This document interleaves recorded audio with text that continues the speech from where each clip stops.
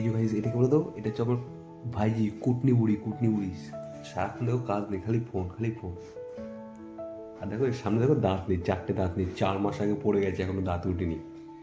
2 মাস আগে। 2 মাস আগে না, 4 মাস আগে। ও মিথ্যা বলছে। এমনি পড়াশোনা খুব ভালো কিন্তু। কিছু বল, একটু বলে দে কিছু। খালি শুধু ফোনে গেম আর গেম। আর এই আর কি কি দেখিস একটু বলে দে। ইউটিউব। ইউটিউবে কি দেখিস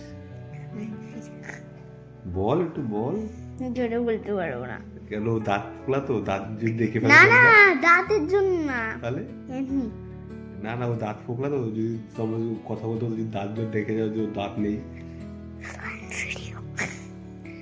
এই জোরে বলো, একটু জোরে বলো। না, লজ্জা ও করে বলতে হচ্ছে বলতে। ফানি ভিডিও দেখে, তো ওকে বহুত পাকা। তো এর এর কিন্তু একটা ব্লগ আসবে, তো যেহেতু এর বার্থডে একটা ব্লগ আসবে, খুব শীঘ্রই আসবে। তখন কিন্তু প্রচুর প্রচুর কিন্তু মানে এনি টাইম কিন্তু মানে আমার ব্লগ আসতেই চলবে, তো সবাই দেখবে।